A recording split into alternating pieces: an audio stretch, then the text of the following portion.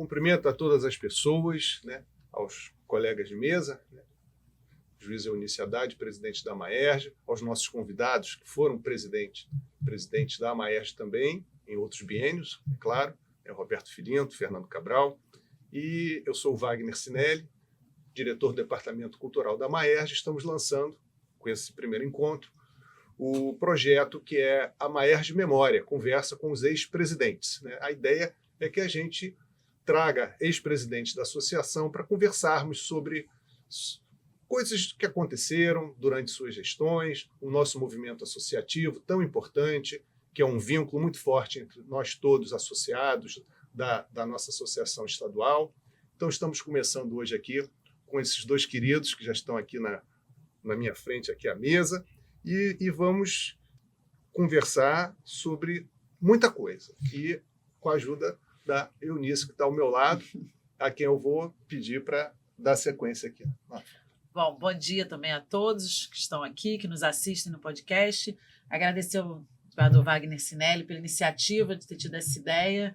Agradecer aos ex-presidentes que estão aqui, disponibilizaram o seu tempo para estar aqui, Roberto Filinto, Fernando Cabral, porque a gente precisa entender o passado para ter alguma noção do futuro, né? A gente não vive sem a história, a gente não pode esquecer a história. Então, através desse projeto, a gente vai reviver a história da associação, né, que começa após um longo período difícil, do qual os senhores participaram ativamente, que muito depois da fusão é que se conseguiu efetivamente fazer a fusão das associações, né? Então, o vereador Filinto presidiu a Maerj no biênio 2008-2009, ele é o diretor de aposentados da Maerj há algum tempo, participa da nossa comissão agora de reforma do Estatuto. Fernando Cabral também participa, foi do biênio 98-99, foi o segundo juiz de direito a presidir a associação. O primeiro foi o Luiz Fernando, e ele foi o segundo juiz de direito a presidir a associação. Consolidar uma nova era. Exatamente, uma nova era para... Então, gostaria que vocês falassem um pouco aí sobre a associação, os períodos em que trabalharam, né, presidiram a nossa querida Maerj. Posso começar? Pode. Vamos lá, tá bom. Não, eu acho que a Maerj ela tem uma história muito interessante, uma história que começa... ela era uma associação pequena, né? Nós não tínhamos a estrutura que temos hoje, né? Também naquele tempo nós não tínhamos internet, não tínhamos nenhum equipamento de modernidade que pudesse facilitar o trabalho, né, dos magistrados no projeto de associativismo. Tínhamos uma coisa, quando eu ingressei na magistratura, o presidente da associação da época era o desembargador Maneschi, no estado da Guanabara, antigo estado da Guanabara. Aliás, eu já entrei no novo estado, na verdade. Mas nós mantivemos duas associações, né? Apesar da fusão ter sido feita em 75, salvo engano. Sim. A fusão das duas associações só ocorreu em 91. 91. Quer dizer, foram anos e anos mantendo-se duas associações. Naquele tempo era o desembargador Maneschi, o presidente do antigo estado da Guanabara, e na Fluminense, não sei se era Emílio do Carmo, se já era o Emílio do Carmo, se era um outro desembargador. E naquele tempo eram os desembargadores que exerciam essa presidência, porque eram aquelas pessoas que tinham mais acesso, né, ao setor político. Os juízes ficavam mais afastados. E a estrutura que nós tínhamos era muito pequena. O desembargador Maneschi, por exemplo, aqui na Guanabara, ele ficava numa salinha e tinha uma outra sala anexa, onde ficava Dona Lenita e Kátia, que eram a secretária da Mútua, com a secretária da associação, dividindo aquele espaço. Então era uma coisa muito embrionária. E o desembargador Maneschi, ele se doava muito à associação, né? Ele, sem nenhuma infraestrutura, ele realizava palestras às segundas-feiras para os novos juízes. Ele trazia palestrantes, advogados, magistrados mais Fui a muitas. experientes. Hein? Era ótimo. Toda segunda-feira tinha um tema diferente que era extremamente valioso para os novos magistrados, principalmente. Mas não era só para os novos. Vários outros. E ficava cheio o auditório. O auditório ficava lotado. Uma lotação esgotada.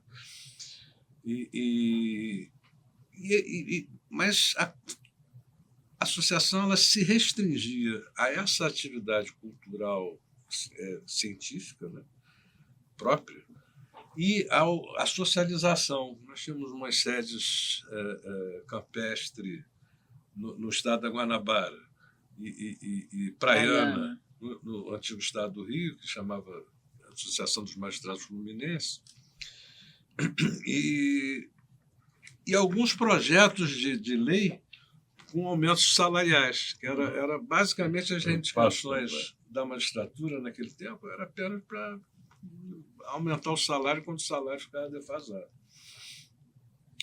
Não havia uma... lembrando uma coisa interessante.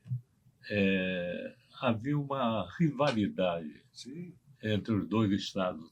Nós, graças a Deus, fomos incumbidos de aproximá-los.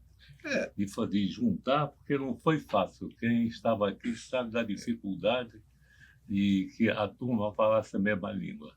A gente tinha consciência que a união ia nos fortalecer, que nós poderíamos buscar muito melhores recursos para a magistratura ali então, mas foi difícil.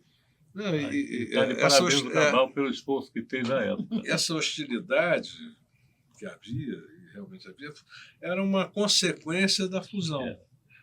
Porque muitos magistrados do antigo estado do Rio se julgavam prejudicados porque tiveram desembargadores que foram, inclusive, colocados em disponibilidade, porque não tinham número de vagas suficiente, perda de antiguidade para outros que, de acordo com os critérios que foram estabelecidos. Então, criou-se essa animosidade entre um lado e o outro. E essa animosidade foi difícil de vencer, né?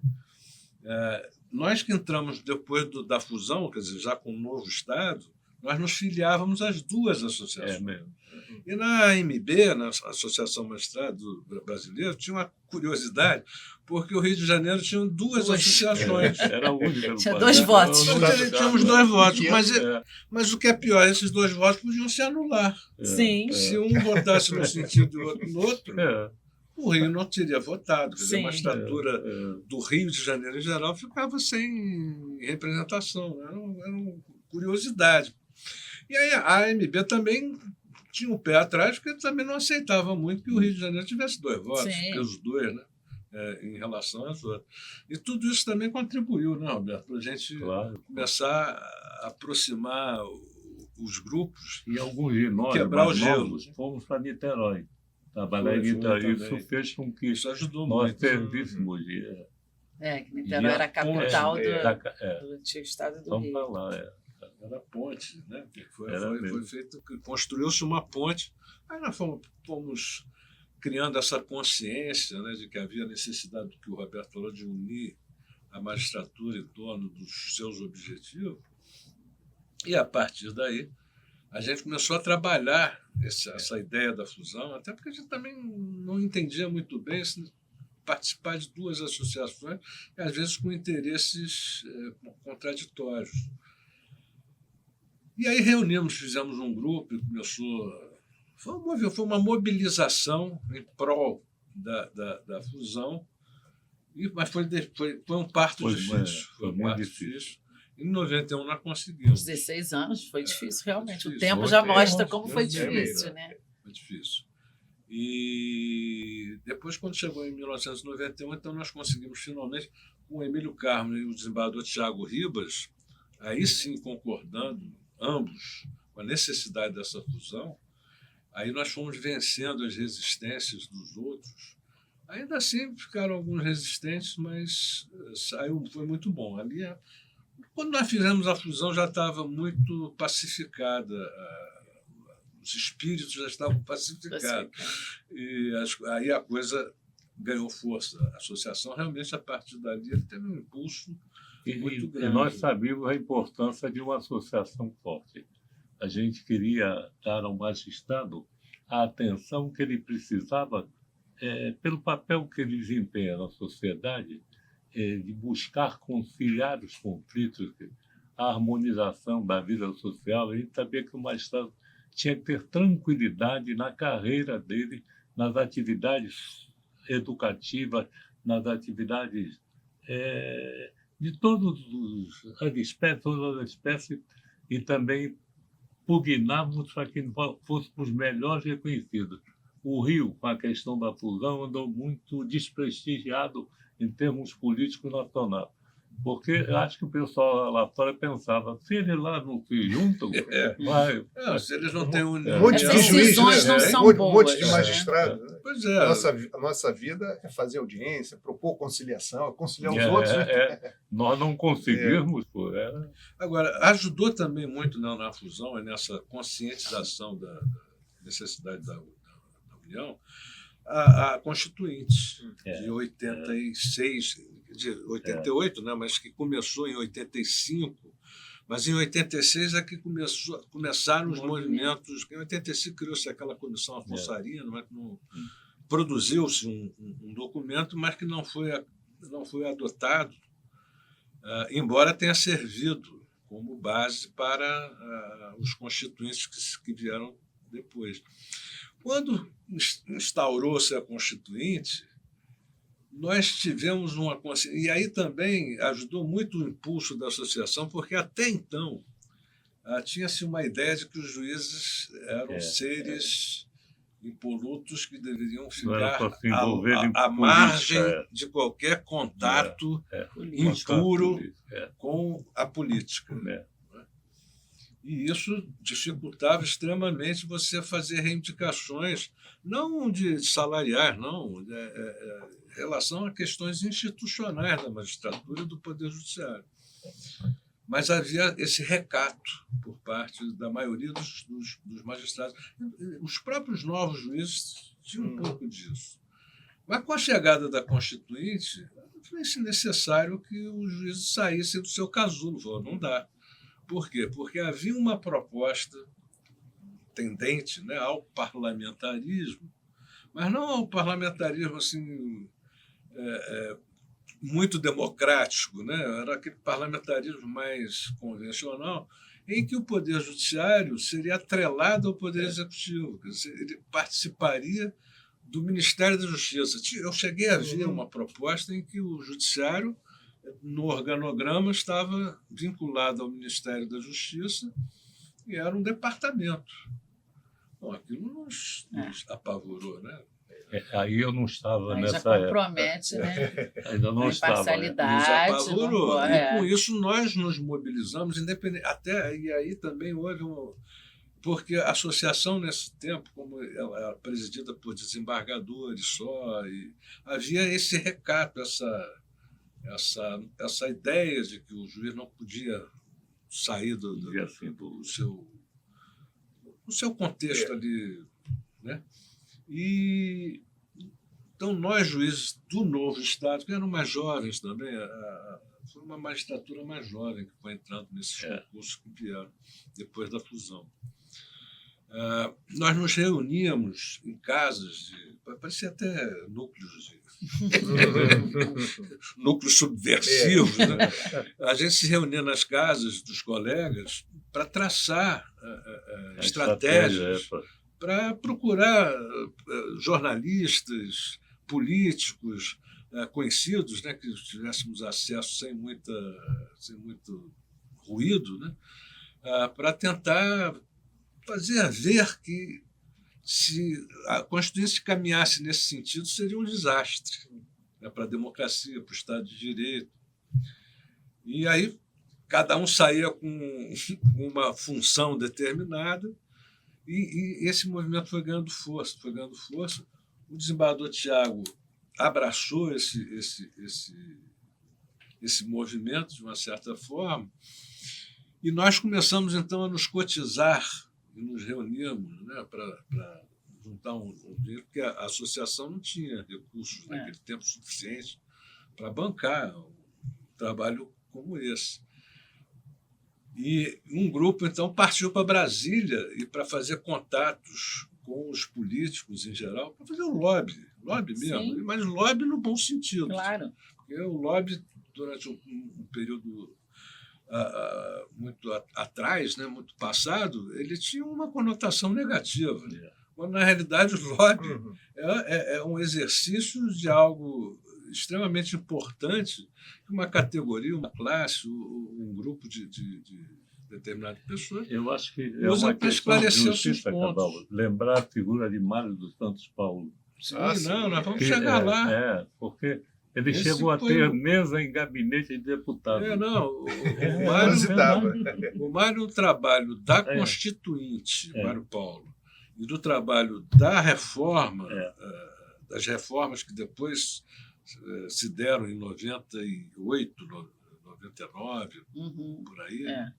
Não, a primeira reforma em 98. 98 foi fundamental. Ele era o nosso abre-alas, né? Porque ele era extremamente articulado. Como é que o baiano se tratava? Ele senador? Senador, né? A gente chamava ele de senador ad hoc. Porque ele, quando chegava no Congresso Nacional, ele era festejado pelos senadores, pelos deputados. Todos adoravam o Mário. O Mário era uma figura... É um registro que a gente precisa fazer, enaltecer isso. E nesses encontros de segunda-feira, quantas vezes o Mário Paulo vinha contar o que estava acontecendo em Brasília? Fazer os relatos. E essa relação de Brasília é uma relação que até hoje é meio mal interpretada pelas pessoas. Essa ideia de que a magistratura não pode se miscuir na política. Mas é o lobby do bem, dentro do pacto republicano. A gente precisa disso. O lobby hoje ele é encarado normalmente. É óbvio que você não é o lobby para o mal. Não. É o lobby que você precisa procurar. É o lobby diálogo entre poderes. Para você poder mostrar a esses políticos que não conhecem por dentro do judiciário quais são as necessidades que o judiciário tem, o que o judiciário pode oferecer e por que a magistratura precisa ser fortalecida, né? E evitar qualquer tipo de degradação do Poder Judiciário por instituições externas, né, que têm muitas vezes interesse em enfraquecer o Poder Judiciário, porque o Poder Judiciário, sendo o terceiro poder, ele interfere. Mas ele interfere de acordo com o que determina a própria Constituição Federal, que foi votada e aprovada por eles, pelos políticos. Mas nós temos que ir lá para dizer, olha, esse projeto não é bom. Não é para nós, magistrados, pessoalmente. Não é bom para o país, não é bom para a sociedade, né? E não é bom para a magistratura, porque a magistratura é que vai exercer essa função que a Constituição atribuiu a ela, e que é de extrema importância. Não tem como você deixar que o judiciário não tenha força para decidir as questões, grandes questões nacionais que chegam à sua mesa, é a mesa do juiz, sem que ele tenha independência, né? E sem que tenha condições de dar uma jurisdição efetiva, realmente efetiva. Então, esse trabalho que foi feito, ele acabou unindo também os juízes de tanto do antigo Estado... Um objetivo comum, né? Um objetivo comum e o temor de que a Constituinte barrasse realmente os princípios que formavam um judiciário forte, né?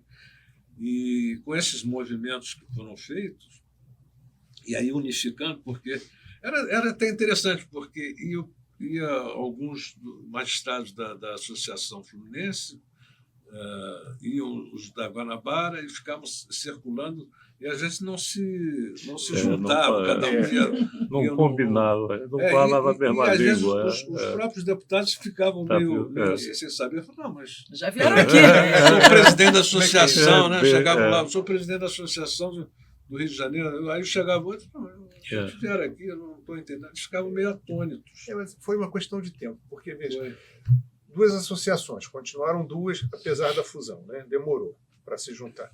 Mas nós éramos recrutados depois Uma única seleção, um único recrutamento. Aí eu sou daqui do Rio de Janeiro, mas aí eu fui ser juiz lá em São Gonçalo, né? Aí o outro é o colega de Niterói, vem ser juiz no Rio de Janeiro. Você começa a transitar, circular, né? E começa a ter essas trocas. E na minha época de São Gonçalo, que foi final dos anos 90, início dos anos 2000, toda quinta-feira, no final do dia, tinha Eles ainda um se lanche reúnem. com o Emílio do Carmo, com o Estênio Cantarino, que é, né, o desembargador, papai do desembargador Ricardo Cardoso, e eles não faltavam. Né, eles não faltavam. E a gente começava, era uma integração linda, sabe? Eu não sei se isso é preservado, se isso ainda acontece, mas a gente tinha essa coisa. E aí nós começamos a nos conhecer mais, né? E vai vencendo essas barreiras que tinham ficado. E nisso, a Associação Fluminense, ela realmente tinha mais, talvez não sei, trouxesse como tradição, eles se reuniam mais características mais interioranas, né? Mais interioranas. Então eles tinham essa do que os juízes da antiga Guanabara. Eu me lembro que quando nós ingressamos na magistratura, o tratamento entre os colegas era muito protocolar. Você era convidado para um jantar na casa de um colega seu, as pessoas iam de terno. E não tinha, ficaram todos um pouco assim, muito formal, muito formais, sabe? E isso foi sendo quebrado aos poucos, com o ingresso exatamente da magistratura mais jovem. As pessoas às vezes têm um preconceito, né, que o magistrado é muito jovem. Eu entrei com 29 anos. Eu entrei com 26. Entrei com 29, fui promotor com 24 anos, promotor de justiça. Até eu tinha um pouco de preconceito comigo mesmo. Acho que eu estou muito novo. Depois descobri que não, até porque o trabalho que a gente fazia era muito bem visto pelos colegas mais antigos. Então eu falei, então acho que estou acertando. O caminho é esse. O problema não é a juventude, né? E tinha então essa que criava um certo distanciamento que também foi sendo quebrado. Mas acho que com essa necessidade de mobilização dos juízes, isso foi consolidando, porque, de repente, já não tinha mais esse negócio de associação Fluminense ir no gabinete, depois do antigo Estado da Guanabara, já iam os dois presidentes. Mesmo antes da fusão das associações. Era muito mais, fortalecia muito mais, porque o político dizia assim, então, se tem duas, esse cara aqui não representa toda a magistratura. Internamente, eles estão divididos. Não sei se a opinião da magistratura fluminense perde legitimidade, né? E aí isso foi nos levando... Aí veio o movimento também, que veio de baixo dos juízes, né, pela fusão das duas associações, até que os juízes mais antigos e os magistrados mais antigos acabaram cedendo. Não é cedendo, eles entendendo acabaram a necessidade da necessidade. Loretti foi importante também nisso. Loretti também, o desembargador Loretti teve também muita importância. Foram todos importantes, Emílio Carmo, Elma Oliveira, o Estênio, o pai do Ricardo Cardoso, o desembargador Tiago, o desembargador Maneschi, todos eles foram muito importantes nesse processo, porque eles venceram suas próprias resistências, se conscientizaram da necessidade dessa união, e aí nós nos sentamos para elaborar o novo estatuto. E, Cabral, se os magistrados não falassem por si, ninguém ia falar. Que eu me lembro que regras da época permitiam que um promotor da ativa se candidatasse a deputado federal. O juiz não podia.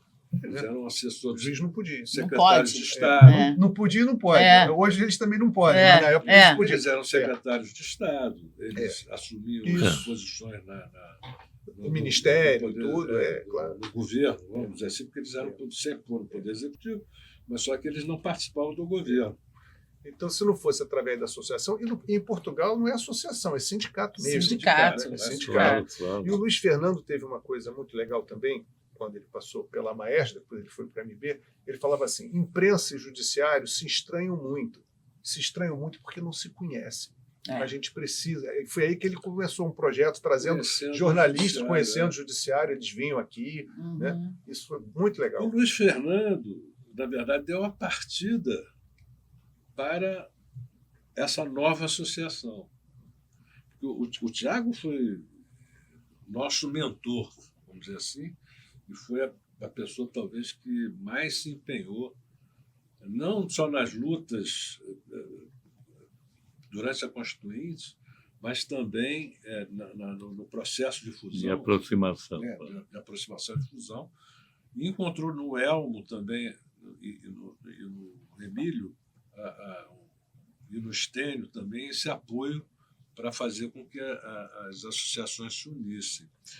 Mas foi a partir do Luiz Fernando, que o Luiz Fernando tem uma visão até hoje, né? Uma visão incrível das coisas. Ele tem uma cabeça maravilhosa.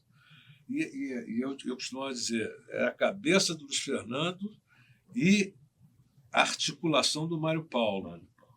Se complementavam. Essa dupla era fundamental, e foi fundamental. O Tiago era o maestro, né? Mas quem executava mesmo era o Luiz Fernando, o Mário Paulo e o Hamiltinho. O Hamiltinho também transitava muito bem. Tanto que depois ele se aposentou e foi para a política. Né? Foi assessor do ministro Bernardo Cabral, foi candidato a vice-governador. Ele teve uma passagem, mas depois largou de novo, voltou ao direito. Mas o Hamilton também tinha essa desenvoltura boa. E foi esse movimento todo que nos fez chegar à conclusão de que nós precisávamos. E era absolutamente necessário, porque, a partir dali, o judiciário, que ia se transformar num mero departamento do Executivo, ele saiu da Constituinte muito mais fortalecido do que era. Sim. Tanto que foi um problema até para nós, né? Porque eu, uma vez, quando eu era presidente da associação, eu trouxe um constitucionalista para fazer uma entrevista com ele. Agora me fugiu o nome de quem foi o entrevistado, mas um constitucionalista de peso. E a última pergunta que eu fiz a ele foi exatamente essa. Eu falei, o que o senhor acha na Constituinte o Poder Judiciário ter saído tão fortalecido e se tornar um agente político? Ele falou assim, eu pensei que ele fosse ficar empolgado, né? Ele falou assim, eu acho péssimo. Eu falei, mas por quê? Ele falou, vão bater demais no judiciário. Quê? Vai virar alvo. Virou, né? Virou. Ele acertou nesse ponto. Ele tinha essa visão que eu não tinha. Eu estava tão empolgado. Tão feliz ali no capítulo. Não, porque eu via, a partir dali, eu via a importância que a gente poderia ter nas transformações sociais. Sim. A gente já não seria mais um mero assistente, a gente seria protagonista das mudanças. Nós iríamos participar, obviamente, dentro dos nossos limites, né? Sem ultrapassá-los. Nós participaríamos da construção de uma nova sociedade, uma sociedade mais justa, mais democrática, enfim. Mas tinha que pagar um preço por isso. Né? Essa participação realmente acabou ficando muito intensa com o passar dos anos, porque, como a Constituição trata de tantos assuntos, o Parlamento brasileiro é um lugar que quem perde sai dali e vai direto no Supremo reclamar. Quem perdeu ali, aí reclama, aí perguntou para quem? Para o magistrado. E o magistrado vai dizer. Então ele transfere o ônus daquela questão para os ombros do magistrado. E quando ele disser, ele vai desagradar. E aí vira, é o Supremo que falou, mas o Supremo falou porque ele foi provocado. E isso já virou corriqueiro. E quem reclama de quem vai ao Supremo, hoje, amanhã, é ele que está indo. Vai. Isso a gente vê repetindo o tempo todo. Se não for favorável a ele, ele não vai gostar. É isso mesmo. Né? Então, ele procura quando... Aí se perde, ele reclama. Se ele ganha, o judiciário é uma maravilha. Se perde, o judiciário não presta. Né? E a gente vive nesse...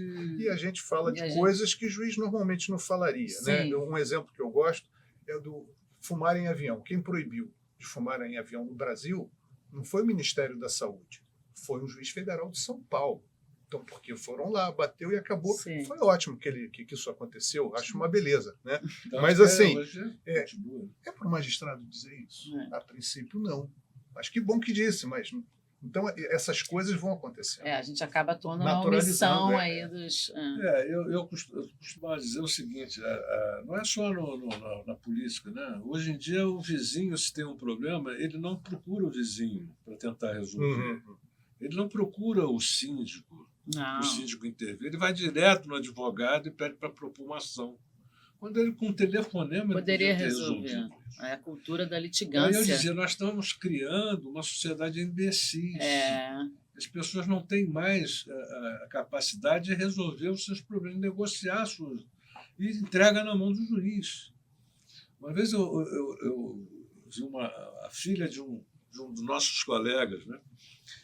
Novinha, bem novinha, os pais tinham se separado. E aí a gente conversando, eu falei, e aí, vai fazer direito, vai seguir a carreira do seu pai? Ela falou, não, eu não. Eu falei, mas por que não? Eu falei, eu não gosto de me meter na vida dos outros. Porque a visão que ela tinha é de que um juiz é que resolveu a vida dela ali na separação. Dos pais. Mas resolveu porque eles não resolveram. Mas se os pais tivessem se sentado à mesa e resolvido aquele problema pacificamente, consensualmente, levando para os filhos, né, todo aquilo com um jeito certo, teria sido pacificado. Mas o juiz acaba levando a culpa sempre, né? de algo que ele fez em prol da própria filha. E às vezes a gente consegue desagradar as duas partes, né? É uma coisa impressionante. Não tem jeito. Eu tinha um colega também, que ele dizia o seguinte, eu falei, estou feliz. Eu falei, mas por quê? Ele falou, eu dei uma sentença, as duas partes recorreram. Aí eu falei, ué, você ficou feliz? Eu falei, eu fui equilibrado. Gostei. Então, essa visão, né, que o juiz, às vezes... E eu acho que nós, como associação, temos que ter uma preocupação. É chamar a atenção dos colegas para o nosso papel nesse contexto social. A gente não... o que a gente faz? As regras são postas. Está aí o direito, a Constituição, e nós temos que fazer com que elas sejam cumpridas, não por simpatia, mas para a harmonização da vida em sociedade. E nós, a associação, temos que chamar a atenção para esse nosso papel. Não vamos nos meter. Quando vamos a Brasília, está aqui a nossa legislativa, a gente vai em busca de uma solução que traga melhor bem-estar para o convívio social. A gente não quer nada, não quer favor, não quer pena de ninguém. Agora, é preciso que nós, juízes, tenhamos essa consciência do papel nosso, que é pegar a regra que está posta e verificar como resolver aquele litígio em razão da desavença das pessoas que estão em torno dele. É complicado, mas vamos lá, nós vamos conseguir. E aí a gente vai a Brasília para realmente mostrar o que nós somos, a importância, claro. Não é para negociar, não é para... Não é pedir favor. Exatamente. Na reforma previdenciária e administrativa, que veio depois de 98, quando eu fui presidente da Maersk, a gente também estava passando por riscos extraordinários. E logo em seguida veio a reforma do Poder Judiciário, que eram essas três reformas, eram os três pilares que estavam ali. A reforma do Poder Judiciário ficou para depois, mas haviam regras, principalmente na reforma administrativa e também na reforma previdenciária, que nos afetavam de forma violenta. Parecia que era uma bomba, prestes a estourar em cima da gente. Nessa época, eu praticamente passei quase que o meu mandato inteiro indo a Brasília toda semana, de terça a quinta-feira, a gente dava expediente, eu e Mário Paulo. E mais alguém que viesse, mas éramos os dois.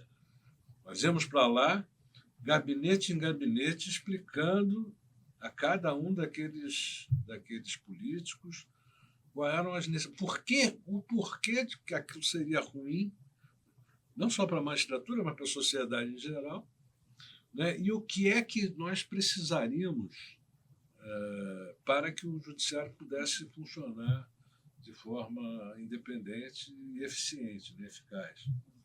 Então, era muito cansativo. Era muito cansativo. Nessa época, outras associações estaduais de magistrados também frequentavam? Também frequentavam tanto na Constituinte quanto nessa reforma, cada associação estadual mandava um grupo de representantes para o Brasil. O que era um equívoco, porque nós não nos juntávamos na nacional. Cada qual levava os seus interesses. Mas era na verdade... Era complicadinho. Mas, na verdade, a AMB chegava a manter uma coordenação. É porque a AMB, na realidade, ela não tinha naquele tempo uma estrutura muito eficiente, capaz de mobilizar. Hoje a gente outra coisa, tem. você precisava ir para você procurar o político do seu estado. Mas isso que até hoje eu falar isso, lá na MB, a gente sempre. Eu estou lá na vice-legislativa da MB, mas eu sempre falo, o político do Estado, ele gosta de receber o representante do Estado dele. Então, a gente procura sempre fazer assim e dá certo. Voto, eu dizia que o Mário Paulo era a única exceção. Que ele ia em todos os estados. Não, ele era adorado pelo Antônio Carlos Magalhães. Chamava de senador.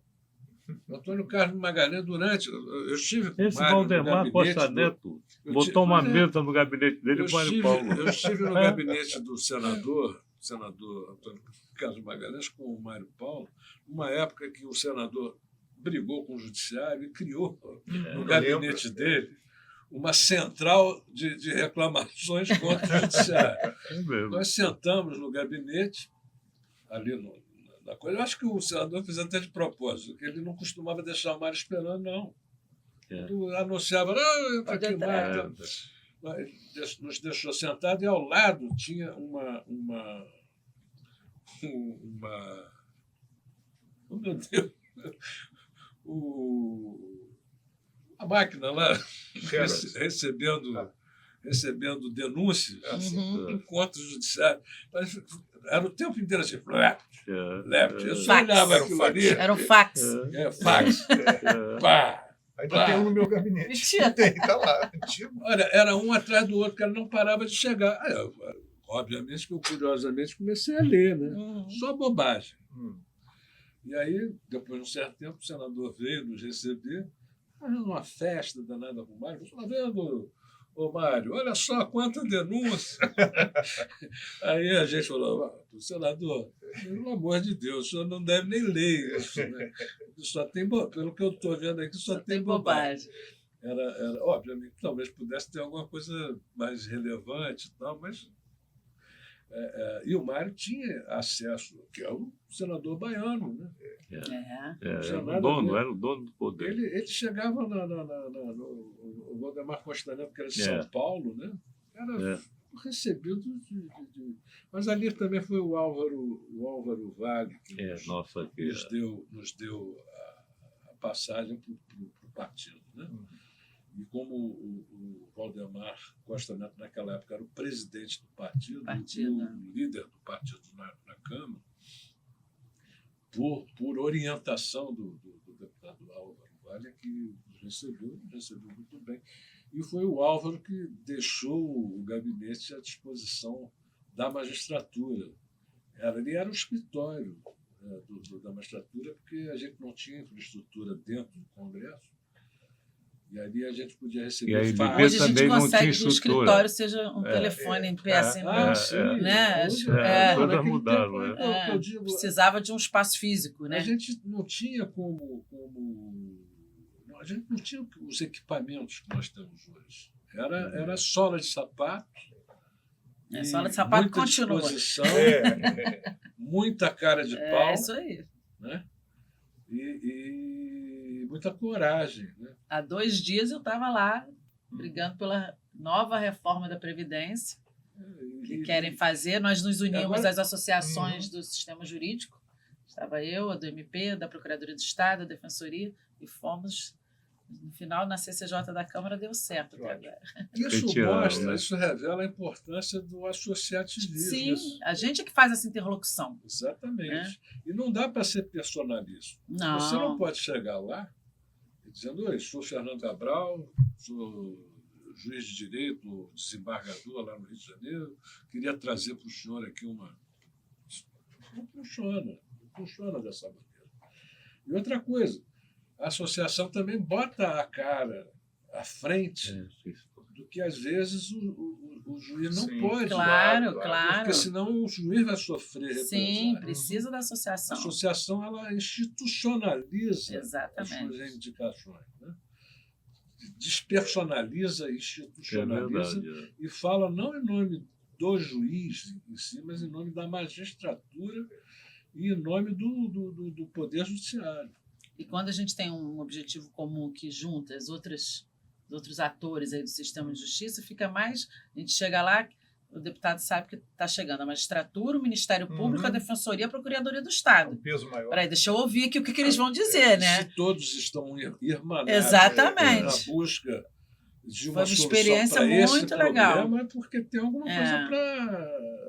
A gente tem que ouvir. Sim. E tem que pesar, não é só ouvir. Exatamente. Né? É ouvir e refletir sobre aquilo que está sendo dito. Olha, quanta coisa já surgiu aqui, coisas que eu não Muitos sabia. assuntos. Né? Não, mas você sabe a história. Você pegou no início.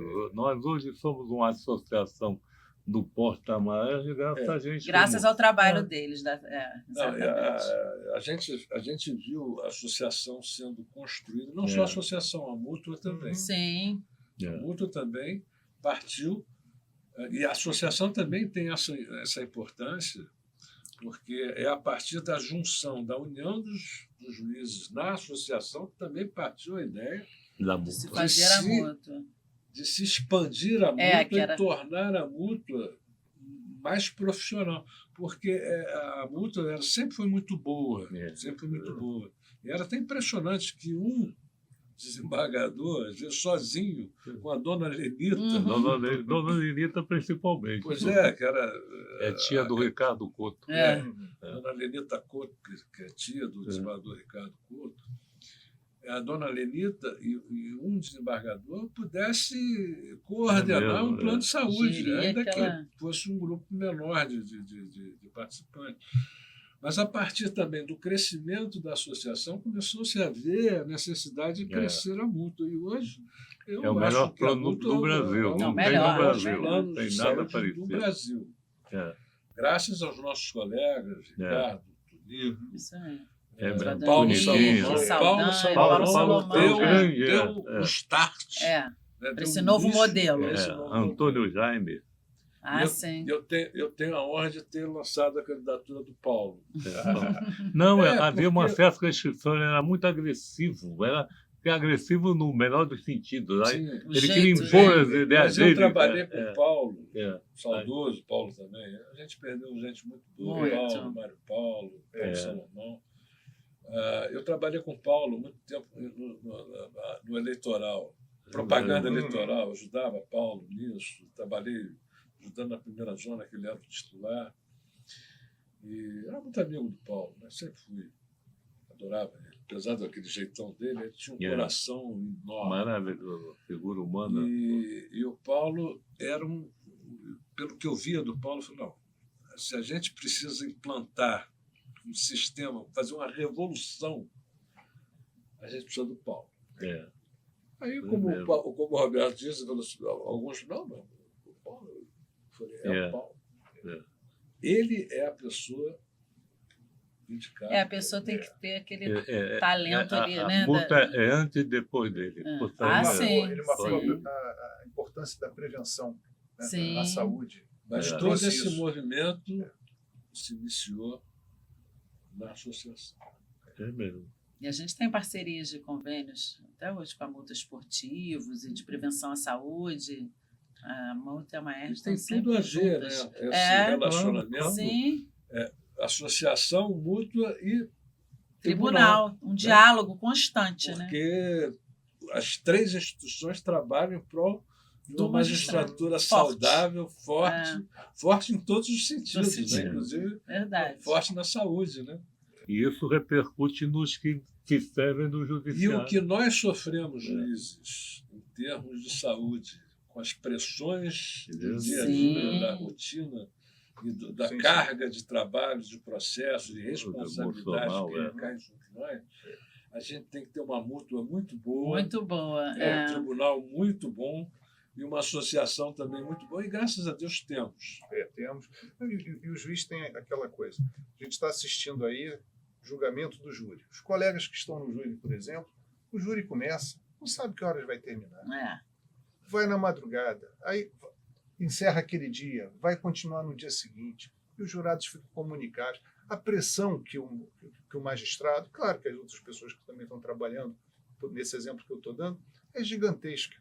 E você leva isso para casa. Né? Claro que leva. E o juiz que está à frente de um júri, ele não está ali um dia, dois, ele está ali meses, anos fazendo aquilo, com aquele horário diferente, entrando nas madrugadas. Né? É uma dedicação que é cobrada e que o juiz responde e que ninguém olha muito isso, né? Esse lado desse estresse que vem junto. Se você não conhecer por dentro, você simplesmente não vai entender. Aí o sujeito comenta, está acordando. Eu costumava dizer isso. Eu trabalhava, às vezes, até às 6 horas da manhã. Né? Fechava. Quantas vezes a minha mulher, que acordava muito cedo para ir para o trabalho, acordava e falava, você ainda está aí? E eu fazendo sentença. E aí eu falei, não, eu não consegui ainda terminar, mas eu vou dormir daqui a pouco. E aí eu tomava café da manhã com ela ia para o trabalho e eu ia dormir. Aí eu acordava, obviamente, 11 horas, meio-dia. Né? Aí o vizinho, né, devia olhar e falar, vagabundo. Juiz, olha a hora que o juiz acorda. Mas ele não viu que eu não viu. Eu tava Nosso trabalho é silencioso e solitário. Desde cedo do dia anterior até 6 horas da manhã, terminando os processos. Olha, eu acho que o nosso bom, objetivo está bem cumprido aqui nesse Mas já viu encontro. que ainda tem muito que buscar. Pois né? Isso aqui eu acho que ter, começamos uma mais de memória com os presidentes corretos, que a gente vai começar um cronograma, né? E eles contaram a história do início. Vamos trazer os outros, depois vamos trazê-los de novo. De novo, para poder... Não, tem que sempre girar em torno de Cabral. Foi muito bom, agradeço muito. Excelente. Eu acho que a gente tem que realmente, como o Roberto falou, ressaltar esses colegas. Mário Paulo,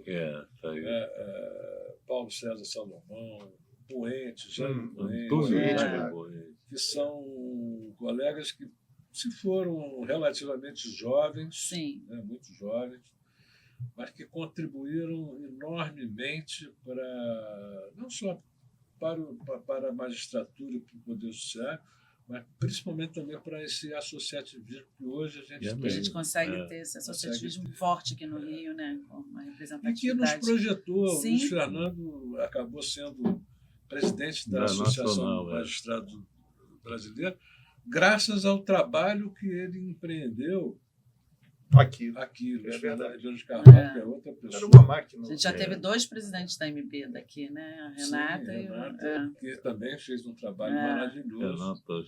O Rio hoje eu acho que é muito bem visto sim. No cenário nacional das associações. Como instituição extremamente importante e fundamental nas lutas da magistratura e do judiciário por aí. Legal. E o nosso título é o Amaerj Memória. É a memória, né? Porque a gente tem que ter essa memória coletiva das coisas, tem que saber, não podemos esquecer. O passado é importante para o nosso presente, que é importante para o nosso futuro. Né? Então, tivemos aqui esse primeiro encontro. Ficam os nossos agradecimentos ao Fernando Cabral, Roberto Filinto, a nossa presidente Eunice, e a toda a equipe que está ajudando, a Mamélia também. O tribunal E teremos outros episódios. E ele falou no início também, o Cabral, dizendo naquela época eram os encontros, porque não tinha essas tecnologias. Hoje a gente tem as tecnologias, então, ao invés da gente estar... Nem falar em Google, né? Cada colega vai assistir no momento que achava... Fosse marcar no auditório, hoje a vida... A gente, com as tecnologias, produz mais e está mais inadimplente. É impressionante, né? A gente está sempre com muita coisa. Mas isso aqui permite que, ao invés de trazer as pessoas fisicamente até o auditório, a gente pega essa nossa conversa, vai para o site, a pessoa assiste no dia que quiser, na hora que quiser. Nas plataformas. E aí tem acesso. Essa é a melhor forma. A memória fica ali gravada. para todos nós. Os mais antigos, tinha coisas que foram faladas aqui que eu sabia, tinha me esquecido, e lembrei. Né? E para os novos que às vezes não conhecem. Saber também a história. Isso aí. Então é isso. Muito obrigada, agradeço muito. Agradeço ao diretor cultural, que tem sempre obrigado. ideias ótimas. A ideia é maravilhosa. E nos vemos aí no próximo Em breve. episódio, em breve. Então agradeço. A gente encerra hoje aqui o primeiro episódio do AMAERJ Memória e nos vemos aí no próximo, que será dentro de pouco tempo. Né? Sim, os outros já estão cientes. O Rossidélio, Delorto, todos os colegas aí que já passaram pela presidência da AMAERJ para participar aqui com a gente.